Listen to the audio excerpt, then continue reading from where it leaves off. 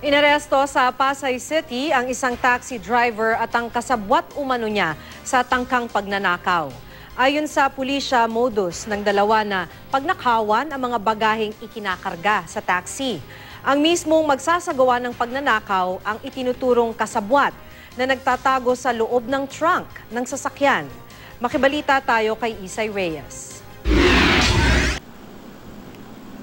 Sa maduming trunk ng minamanayong taxi ng driver na si Joseph Tatad, natagpuan itong si Olimpio Padernal ng gwardya ng terminal ng Victory Liner sa Pasay City. Isasakay sana ng gwardya ang bagahe ng pasahero sa likod ng taxi nang makitang may nagtatago rito. Kapag bukas ng compartment mo, sabi niya, bukas na yan. Binubuksan ko. Ko, bukas na ba? Ito ba't matigas? Sabi niya, hindi bukas na yan. Tigas para may humila sa loob Hindi, bukas na yan. Biglayan ko to. Patras ako bigla kasi nakita ko may tao sa loob May nakuha pang patalim sa ilalim ng hinihigaan ni Padernal. Magkaibigan daw ang dalawa. Si Padernal daw ay nakiusap kay Tatad na makisabay mula sa Taguig papunta sa Macapagal Boulevard sa Pasay para humingi ng pera sa kaanak nito. Sa harapan daw unang sumakay si Padernal pero napag-usapan na raw nila na kapag may pasahero, siya ay lilipat. Nakiusap po talaga ako na isakay niya kasi wala talaga akong pamasahe, ma'am. Basta kami, hindi namin tinsyon yung mga binibintang nila sa amin na kung ano man. Pero yung pagkakamali ko dyan, although nagkamali ako, hindi ko po alam yung violation niya.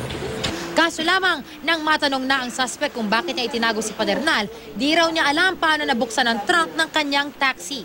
Natapakan ko siguro, ma'am, o nakaligtaan ko lang kasi dalawa ang bukasan doon. Isa sa unahan, yung sa hood, sa makina. So hindi mo alam na nabuksan mo pala? Oo. Hindi mo din alam na... Kasi basta may narinig ako sumigaw, nabuksan mo. O ba't sinasabi ni Kuya ngayon hindi siya nagbukas? Binuksan niya po, bukas po. Yun paano makakasakay ko, sarado po yun. Ayon sa Pasay Police, buriki taxi ang tawag sa modus na ito. Napakay mang buriki o mangkutkot ng mga bagahe ng pasahero na isasakay sa likod.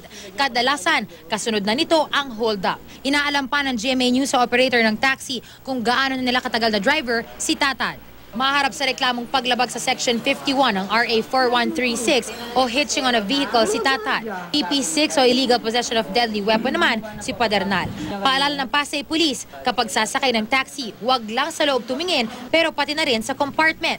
Para po sa mga posibleng na biktima na ng dalawa o ng modus na ito, maaari pong ipagbigay alam sa Pasay Headquarters Investigation Office sa numerong 831-8070. Isay Reyes, GMA News.